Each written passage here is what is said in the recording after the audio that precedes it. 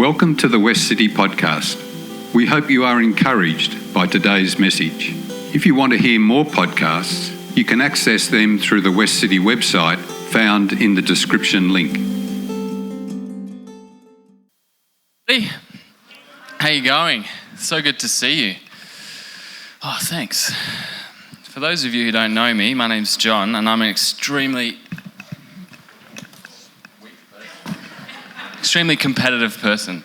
A few weeks ago, I told you a story about my Monopoly habits, and I just felt like I needed to elaborate on that a little bit, mainly to kind of absolve myself of some of the responsibility for that.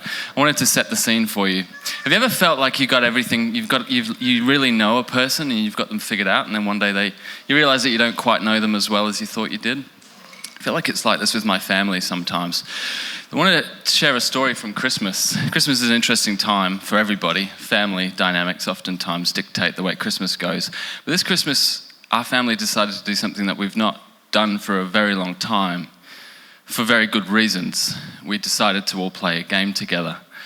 And I wanted to but my brother got married. My brother's about 5 years younger than me. He got married in October, so he has a new wife. And you know the thing when you're welcoming someone into your family, the really interesting thing is they don't really know you very well, and they're kind of very polite. And on the surface, most of our family are reasonably normal. I've got a wife and kids. It's really great. My brother is actually a very calm, placid sort of person. My sister, she's married, she's got 3 kids. She's got a degree in counselling. She counsels people. My dad's an accountant, high flyer, and my mum was there, and my mum's taken care of all of us for a long time. And so we're it's quite normal, quite reasonable, until we start playing a game, and then we turn into these ferocious beasts. We decided to play a game called Dutch Blitz, which I've actually never played before. I don't know if anyone's familiar with the game. It's a very intense, fast-paced game, which probably didn't help, because I didn't have a clue what was going on, but I need to win. I don't quite know the rules. I don't know what's going on, but I have to win this game. And it's intensified because it's your family. There's something about family. You have to win because they're with you forever, and so is your defeat. But can you imagine everyone around the table having the same mentality, except the people who married in, like Nina, my brother-in-law, and my new sister-in-law, just sat there trying to cultivate. They think it's about a good time. Isn't that cute? It's not. It's about crushing people's soul on the altar of your own victory. And I'm not ashamed to say it. Sometimes I need that. And I needed it on this evening, but so did everybody else apparently. And we started playing, and it just went feral, absolutely. So my sister, who's about 1.5 years younger than me, she just cheats. And she thinks everybody doesn't know that she cheats.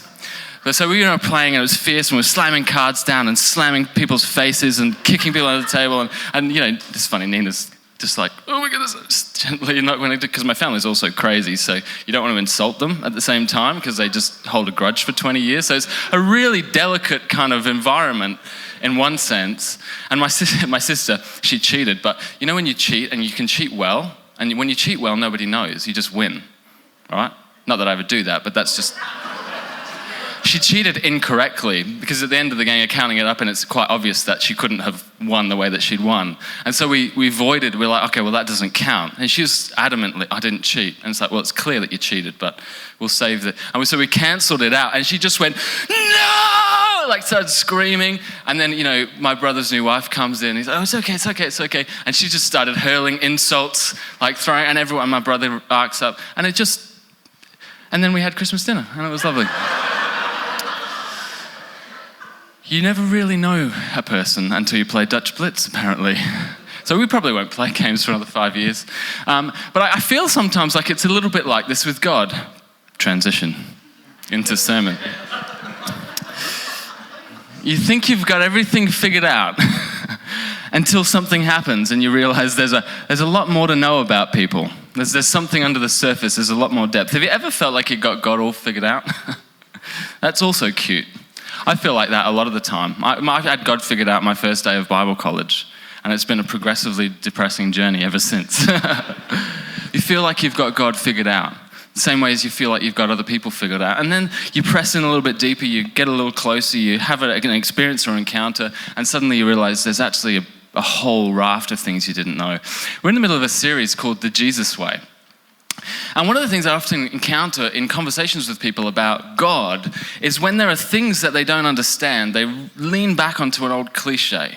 Like, God works in mysterious ways. Have you heard the God works in mysterious ways? That's a phrase that's often used, not when you can't figure it out, but when you're kind of just exhausted by trying. You don't understand the fabric of the universe and someone comes in really helpfully. It always helps when someone says God works in mysterious ways. I'm like, thanks, you've really solved all of my problems. I really appreciate your input into this terrifying situation. Now, the reality is that God, as in the same way it's true with humans, is unknowable in the sense that there's so much to know that the moment you think you've got something figured out, you take one step forward and you realize how much more there is to know. But the mistake that people make is by going, oh, we could never know, we could never figure it out, we could never understand. See, that's a mistake. Because the reason we have the scriptures, the reason we have the church, and the reason we reflect on Jesus is because he shows us the way and who God is. People often call God this vast, majestic, unknowable God. And I think if God is unknowable, this whole thing is just a cruel game. Follow my instructions and then you'll get to heaven, but you can't know me at all. It's kind of like trying to walk discipleship with a blindfold on. That's not what Jesus is about. Jesus is about going, here I am. This is what God is like. Do this. It's actually relatively simple, I think. Like, life is complex and people are complex, but the more you press into God, the more you know him. And in a very funny way, the more you press into God, the more you realize that in the person of Jesus, we see God most fully. And so this morning, the topic is around the concept of welcome and peacemaking and radical inclusion. And the hope for this series is that the more we press into Jesus, trying to understand and know God, the more we'll be able to understand ourselves. And as a community, the more we'll be able to follow in Jesus' footsteps. But I wanted to take it from just a little bit of a different angle. Because we talk a lot about welcome and inclusion in this church, because we really value creating a space where everybody feels as if they belong. And we genuinely mean that. We genuinely mean that anybody can come into this space and belong. And that oftentimes is a difficult thing because there are people for each of us that we look at and go, I don't want you to belong. I mean, I have to love you, but I don't want to love you. But what I wanted to do is I wanted to start from the very beginning. Instead of looking outwards at all of the people that we might not like and how we can be more welcoming and inclusion, I want to start by looking in. And I want to take a particular passage and basically just work through it step by step this morning. I don't often do this because I think it's boring. But I want to do this because this passage I was reading and it captured me on almost every level. And I think it's important. It's in the epistle, 1 John, and we're going to go from chapter 4, starting in verse 7. So 1 John 4, starting in verse 7, it says, Dear friends, let us love one another. I mean, it's simple, right? Until you try and love one another, and then you realize how complicated that actually is. Let us love one another, for love comes from God. Everyone who loves has been born of God and knows God. Whoever does not love God does not know God, because God is love. I love this because they start right from the very beginning. So the commandment to love each other, you realize is a simple one in its sort of theory. Just love people. Just love people. I mean, the Christian message can be boiled down into two very simple things. Love God, love each other. Like, realistically, we stand up here for 40 minutes every single week, year in, year out, trying to expound on that. I mean, just love God and love everybody else. There you go. Like, you're welcome. But we're here because it's difficult. Because you actually step into a space and try and love people. And it is hard. I mean, just look at family playing Dutch Blitz. How difficult is it to love the people that you've spent your entire life with, the people that you know intimately, the people that you're actually very close to? And when you sort of start to look at other people outside, it's even more complicated. You don't know them as well. It's hard to love. But here, we get an insight into the reason that we must love. It's not just a commandment. It says, let us love one another, for our love comes from God. This is one of the remarkable things about Christianity, that this whole thing isn't some kind of cosmic game asking you to do things for some kind of esoteric reason. Just do this. You know that parenting strategy, like do as I say, not as I do? It's terrible, isn't it? But I've used it. It's effective.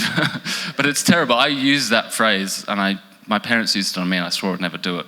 And like everything in parenting, I've just lost all of my moral compass because I just need to get it done. Like, do as I say, not as I do. We don't have a God like that, do we? We have a God that says love one another, but it's not for no reason.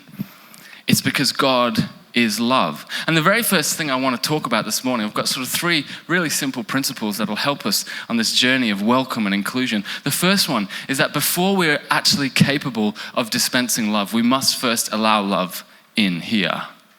It's deep. It's really important. Have you ever loved someone who didn't love you back? It's a difficult experience. Me and Nina met, sorry. She's like, oh gosh. We met when she was 14 and I was 36. And no, just kidding. I was 16. And I fell in love reasonably quickly. It was a bit awkward because I had a girlfriend, but we sorted that out. But there was one problem. We were in England and I was moving to Australia. And so that was, it's just a geographical problem. All problems can be solved, but that was a significant one. But there's another problem for me, is that I fell in love, and I fell in love like a 16 or 17-year-old, like hard, And Nina, not as much. I mean, it became crystal clear to me. She went on a mission trip, because that's the kind of person she was. She went to the Ukraine for a mission trip, 10 days, and I'm like, oh my goodness, 10 days. What am I going to do? We weren't dating. I'd just fallen in love. I hadn't told her yet. And she didn't know that we were going to end up together at this point. And so I was kind of really intense. So I sent her like 70 roses, like to her house, and she came back this is after knowing her for like a month or 2. And she came back and just freaked her out. So she didn't talk to me for ages after that. And then she goes super cold, and I'm like, I overplayed my hand, damn it. And then I moved to Australia, I was just pouring out love letters on email, MSN, MSN, it's got so many relationships kick-started. And I just, it's like 2 or 3 weeks between responses. And I'm like, God, I know what's happening, I just don't want to accept it. I'm in love and she's not. So I did what anyone would do in that situation. I waited a couple of years and then I just went back to England. I said, hi, I'm here. I actually sent her a text, we were talking about it the other day, I sent her a text saying, I'm just dropping by England. Maybe I'll see you around. Or not. It's fine. And we saw each other and it was kind of like great to see you. And from there, things began to... But it was about 4 years between me falling head over heels in love and Nina moving over to Australia, realizing, or whether it was realizing or I just ground her down like so much to the point she's like, fine, okay, I'll come. But it's a very painful experience to pour love out and not have it returned to you at certain points. And many of you have actually experienced that in less traumatic ways than that. But what it makes us, I think, do is sort of steel up a little bit. Because actually, love is an incredibly vulnerable thing. To experience love and to give love and to be in love. And not just in a romantic way, but in a friendship way. Like to actually step into a place where you're letting someone know that you love them, that you're in a relationship with them is extremely vulnerable. It requires a really high level of openness and exposure. And the problem with it is it's actually an extremely dangerous thing to do. Because you can love people and they won't love you back. And that hurts. And that does damage. But what that, I think, does for us is it creates a wall where we can, over time, you stop letting things in. You stop allowing love to come in. And the problem with this whole concept of loving others is that if you don't allow yourself to experience love, genuine love, true love, genuine acceptance, true acceptance, it's going to be almost impossible for you to ever give that to somebody else. Have you ever had that experience in a relationship, whether it be a friendship or otherwise, where you're really struggling to participate and involve in that friendship or relationship simply because you just don't feel loved and accepted? I think one of the greatest traumas that lies at the heart of so many humans is actually a sense of shame and inadequacy. They don't feel lovable. But the problem is that because they don't feel lovable, they're not capable of love. And they begin to exist in a universe that is void of love. It's not because they don't want to love, it's because they haven't allowed themselves to be loved. This is one of the remarkable things about God. From verse 10, it says, "This is what love is. Not that we loved God, but that God loved us." So this is really fascinating. Because the precondition for love existing is actually not that you loved God, but that God loved you. Now, a lot of people read this and sort of diminish humanity. Oh, yeah, our love it sucks compared to God's love, which is awesome. That's not what this is saying. What this is saying is that God so understands the difficulties and the vulnerabilities of love that he's not asking you to take a risk on him. He's actually saying, I love you and it doesn't matter. And that is the context from which you can begin to experience that love. This is what love is. Not that we loved God, but that he loved us and sent his son as a sacrifice for our sins. Dear friends, since God so loved us, we also ought to love one another. See, that's the context. Love of other, welcome of other, including other people, being able to genuinely love the people that you struggle with will never come unless you first allow love to begin to seep into your soul and transform who you are. If it doesn't get in, it's not coming out. Someone said to me once, I often talk about this cheesy motivational speaker. I grew up on these cassette tapes. He said, garbage in, garbage out. It's very graphic. What he was saying is what you put in is what comes out. If you believe that the world is just hateful, cynical, chaotic, that's the world that you will exist in. If you allow and are courageous enough to believe that actually love is the defining principle behind everything, and that you are loved no matter what, then you become capable of giving love to other people. I just wonder how many people have lived their lives unable. I mean, I spent the longest time thinking that I was just totally normal and fine. You ever had that experience? Like I'm good, right? And it's a really interesting thing because I know all the Jesus stuff, right? Like I'm actually a professional Christian, for those of you that don't know. I've been in ministry for a long time. I work at a Bible college. Like I know the stuff, I know all the stuff, all the things about the stuff. And so I thought, like, I'm good. So I'm here as to help you, like, because you're all, you, and I can help because I'm good, right? I felt like I grew up in a pretty good home, like I'm good, I'm good, right? You've ever felt that? You're good, it's fine. The problem though is because I felt like I was good, I didn't think I needed anything. I didn't think I needed love because I'm good. I'm just fine. Like, just leave me alone. I'm good. Have you heard that old song by Leonard Cohen? It says there's a crack in everything. That's how the light gets in. See, when you think you don't have any cracks, the light doesn't get in. And you go for the longest time thinking that you're fine. And then suddenly one day I realized, wow, I'm not just cracked, I'm nearly broken. And I realized that if I don't let that in, I'm never going to be capable of putting anything out. And I realized not only how difficult it had been for me to accept love and grace and forgiveness from people my whole life, but that I'd actually stopped giving it. I'd assumed I was fine. And I wasn't. And if I know anything about any of you, it's that you're not fine, that you're cracked and you're broken. But that's good, because that's how the light gets in, that's how God gets in. But if you don't allow the love of God to get in, you're not capable of loving others. If you don't get to a point where you feel accepted for who you are, sometimes it's only by God. I get that. But if you don't feel that, you're never going to be able to accept anybody else. See, it's pointless for me to stand up here and talk about this is how we welcome others, this is how we be inclusive, because some of us are not capable of that because we never have experienced that. But the moment we can recognize that the whole basis of us being able to welcome others into this space is that we first were welcomed, everything becomes clear. We love others because God first loved us. That is the foundation of absolutely everything in life. But it's not the end. It's the foundation, but it's not the end. I wonder if you've struggled allowing love in. The second bit, let's read on a little bit. I'm going to skip down to the next point.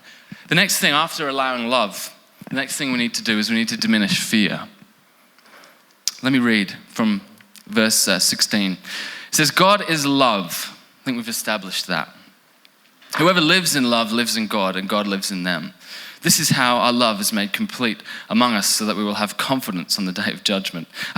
People talk a lot about judgment in Christian circles, and it's a terrifying thing. And when people start talking about judgment, you should usually just run, because something else is coming that you don't want to hear. This is how it's being talked about here. Love. You know how you're going to be judged? Love. And your ability to accept love and give love. That's why it's really that simple. Love God and love everybody else, and recognize that you're loved. But then it says this in verse 18, there is no fear in love. There is no fear in love. See, if the first barrier to us being able to love other people is that we don't allow love in, the second and almost the most critical barrier is that we are filled so oftentimes with fear. We fear people that are different to us. We fear people that we think are a threat to us. We fear so many things in life. And here we realize that there is no fear in love, but love drives out fear. Fear has to do with punishment. The one who fears is not made perfect in love. You know, I do a lot of sort of seminars, and I often ask a couple of questions. And one of the questions I ask is, like, what is the greatest threat to the Christian faith in the 21st century? It's an interesting question, especially you're asking in certain circles and people start yelling. And the most common things are freedom of speech, right? Freedom of religion. Some people start naming groups. These people, these people, these people. Do you know the one thing that poses the greatest threat to Christian faith in the 21st century is fear? Is the fact that we are so terrified. I ask groups now a simple question. Now consider I speak mainly to Christians. And Christians are the ones who have Jesus, you know, the hope of the universe, the lifeblood of all creation. Like Jesus is great. And I ask this question, is the world getting better or is the world getting worse? And what do you think the consensus has been every single time I've asked that question with every single group? It's getting worse. And it's a baffling answer because I'm not sure that there's any substantial evidence to prove that the world is getting, I think the world is probably more complicated. There's lots of things to think about. There's lots more knowledge. There's lots more things to, but the world is getting worse. I have a daughter. We have 3 kids and Maya is 3. She's a daughter. I'm so excited that my daughter can step into this kind of a world where she can be educated. She can go to university if she wants. She can go out and get a job. She can be creative. She can start a business. I'm so excited that if she wanted to, she could run for office and be president of the world. I'm excited that by the time she grows up, she might even be able to preach in most churches. I'm excited because the world that she lives in is better than the world that came before her. It's going to be very difficult for you to convince me that this is the worst world for her. Are there still problems? Yeah, sure, there's always problems. There's always cracks. But let's not look at the cracks and kid ourselves about where things are going. And you know what? Even if I'm wrong and it's getting worse, we are the people of hope and the people of love. Our answer should be, you know what? Maybe not, but the kingdom of God is here and it's good. It's fear that cripples us and stops us from being able to engage. And like love draws you close. Fear drives you away. Like fear will be the defining quality of your life if you allow it to be. Because fear eradicates love. If you fear someone, you cannot love them. I've learnt this as a parent. Like growing up, fear was the primary method of discipline. Not in a bad, abusive way, but that was how I was parented. Don't do the wrong thing because I'm terrified of doing it. And as I stepped into parent, I had to make a choice. Is this how I want to parent? And I realized at one point that fear is actually a good way to get your kids to behave, but it never builds connection. Only love builds connection. And for love to exist, fear must not. Fear and love cannot coexist together. They're exact opposites. It's the antithesis of each other.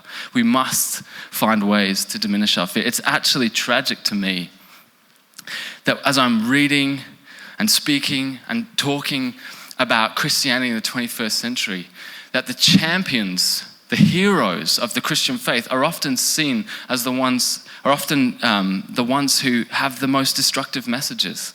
I mean, this week there's a whole drama with Franklin Graham. Now, I don't have many opinions about Franklin Graham. I just know that some of the things he says are not very nice to certain groups of people. And I think that when you're going to speak, be nice, be kind. It doesn't matter about your opinions, just don't offend people. There's no point. If anything, if I know anything about the gospel, it's that you need to be kind, gentle. And so he's been banned from speaking at all these places in the UK. And all these Christians getting agitated. Freedom of speech, freedom of religion. And I get it. Freedom of speech and the freedom of religion are hallmarks of a democratic society, and they're important. But why on earth are the champions of our freedom the people who speak hate? We can find better heroes. There are plenty out there. They're just not speaking as loud, and they're not quite as obnoxious. It's fear that drives a wedge into people's soul, and it's fear why people are looking at Christianity and going, there's better ways to live. It's not true, because fear is actually what love drives away. If you want to know if the love of Jesus is present in someone's soul, listen to their words.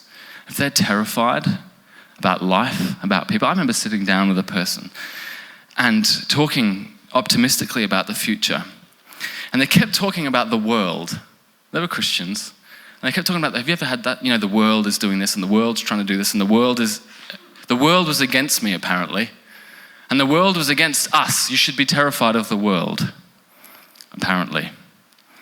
And then I just paused and I said, oftentimes we see the church and then we see the world are the big bad monsters, and we're the Christians, because we don't have any problems. And I just said, I'm not actually aware of a grand collective consciousness called the world that is actively trying to destroy anything. What I see when I look into the world is a whole bunch of people, most of whom are trying to live well, finding ways to flourish. The world doesn't exist. It's a fabrication that's supposed to validate you in some way in your faith. If you allow that to drop, what you begin to see is people. And that's where this is important. Because if we want to talk about welcome and inclusion, we have to move beyond issues and fear and start seeing people. We have to humanize people once again, restoring dignity back to people. You can't do that unless you're coming from a place where you've allowed love to permeate your soul and you've been courageous enough to diminish fear in every aspect of your life. That's not a one-time thing either. I got rid of fear. I dealt with it years ago. It keeps coming back, doesn't it? You keep finding new reasons to be afraid, new people to be afraid of. But keep fighting it. Because fear and love cannot coexist. They will not coexist. And I know which one is stronger in our weakest moments. You need to surround yourself with people who refuse to allow fear to be the dominant narrative of their faith. Does that make sense? Fear positions you against, but only love drives you together. It goes on, verse 19. We love because he first loved us. This is the basis of all of our love. Whoever claims to love God yet hates a brother or sister is a liar. For whoever does not love their brother and sister whom they have seen cannot love God, whom they have not seen. I mean, just let that sit for a moment. If there are people in your life who you cannot love, it says you cannot love God. This is why we practice communion every single week. Because every single week we come around the table and the only disqualifying thing from coming towards this table is assuming that you're more worthy of being here than somebody else. Because if you think that you're more worthy of standing in this space, you can't love God. You can't. It's not possible. And he has given us this commandment. Anyone who loves God must also love their brothers and sisters. I love the book of Jonah. Because for the most part, you look at the prophets and they're heroic characters. But Jonah is a little different. I'm pretty sure God put Jonah in the Bible Because he's like, people need to know about you. I'm going to write the story down. Like, people need to know who you are. People often talk about Jonah as a story that's kind of like, it's about the big fish. We all know it's about the big fish. And they talk about it as a failure of prophetic courage. That don't worry.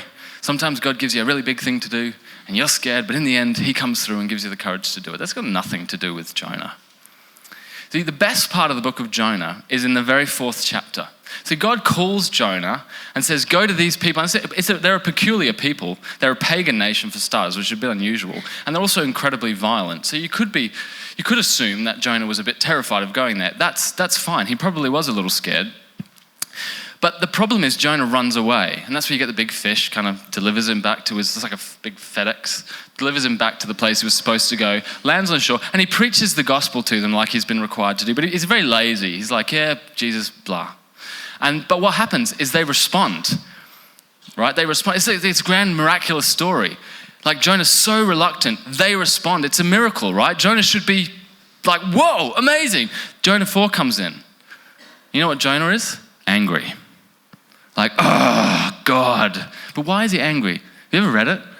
God, you are so good, merciful, compassionate, slow to anger. Oh, I hate it. Just kill me now. Literally quoted from the Bible.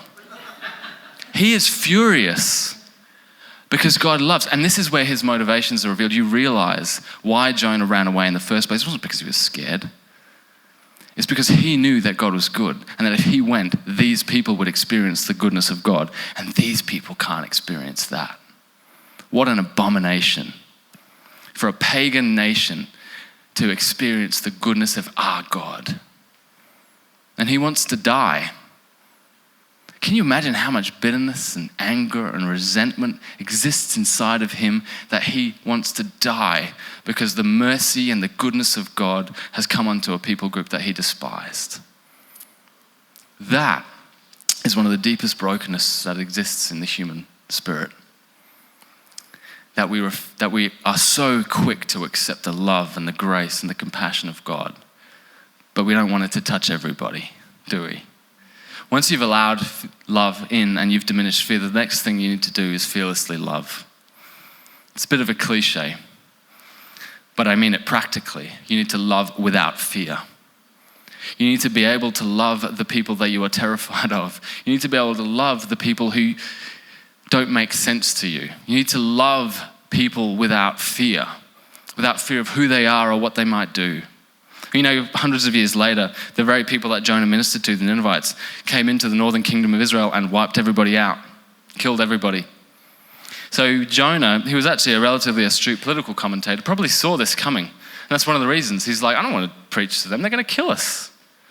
Ever had that kind of argument? Yeah, if I speak well to these people, do you know what could happen? You know what God's answer is? Just do it, or I'll send a fish. You know how it goes. There is no qualifications on love, on who we must love and why we must love. There is just love. We've experienced it, now we must do it. I think this is clearest when you come to the person of Jesus. And there's a moment in Luke 23, verse 34, and I'm finished with this, where Jesus would have every right not to love, or to just be a little bit annoyed. I mean, I get the feeling Jesus, there's just some moments where I'm like, just let him have it. And this is the moment when he's hanging on the cross. He's been humiliated by the people that don't understand him and betrayed by the people who do. He's hanging there, brutalized and filled with shame, naked, exposed, vulnerable. I mean, what do you do when someone slightly offends you? You talk to everybody else about it, put a Facebook post up, because you just need to get some of that out. Here's Jesus in the moment of his greatest humiliation, greatest shame, greatest pain. Listen to his words, if I find them. Jesus said, Father, forgive them, for they know not what they're doing. Forgive them. Now you could read 100 books, and people have been desperate over the years to try and figure out, okay, so why is he forgiving them? There's got to be a motive. Right? He's got to have an angle. I know. He can't go to heaven unless he's completely clean. He must be forgiving them so he can forgive them so he can get into heaven on a kind of technical. They forget that he's God and he kind of owns the space. But like he must be forgiving because you have to forgive. It's a rule. So he must be, maybe. Or it's about cleanliness and purity. Like he has to be clean, he has to be pure, he has to forgive. That's what it is. What a lot of people seem to have forgotten is and this is a guy called James Allison introduced me to this. I think the reason that Jesus forgave them was quite simple. Because he loved them. Brutalized, humiliated, exposed, vulnerable, betrayed. He loved them. You can't forgive people that you don't have some sort of love for. It's very difficult. You can't love people if you fear them. This is Jesus in his moment he had the greatest opportunity to just wipe them all out. Be angry at least. Just say some kind of sarcastic comment. That's what I would do. But he doesn't. It's no more complicated than the fact that Jesus genuinely loved the people that were crucifying him. And it's that love. That's the reason why we're still here today. That's the reason why Christianity has not died. Because that force of love permeated everything and everyone. And they saw that if he's capable of such love, that could change everything. Allow love in. Allow it to break you open and seep into every space inside your heart and your soul and your mind. Diminish fear. Recognize that the people you're terrified of are not to be feared, but to be loved. I mean, my daughter is terrified of spiders, right? Because they're terrifying and creepy in all kinds of ways. But the other day, she came in and she started talking about her friends, the spiders. Because she's 3, and she recognizes that if you call something you're afraid of your friend, eventually you'll be able to cope with them. It's beautiful and prophetic and poetic in all of the right ways. She's still terrified, but they're still her friends. And that's sometimes enough to allow that love to transform your fear. And then we begin the work of fearlessly loving, of looking who needs to be folded into this community, regardless of creed, belief, ideology, sexuality. Everyone's welcome.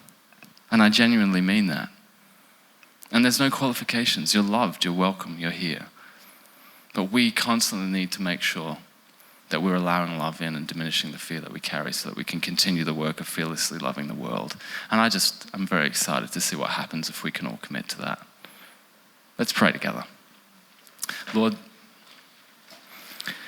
as always, approach the scriptures from a place of aspiration, knowing that whilst you call me to fearlessly love the world, I am surrounded by people who often I find quite difficult.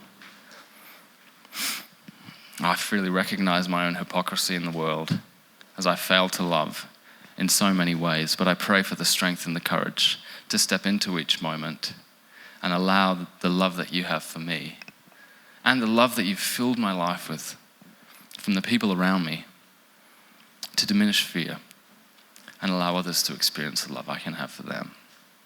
I pray for us as a community as we take steps towards Jesus, trying to understand the Jesus way, that would lead us collectively towards a place of experiencing and being able to project and proclaim the love of God to the world.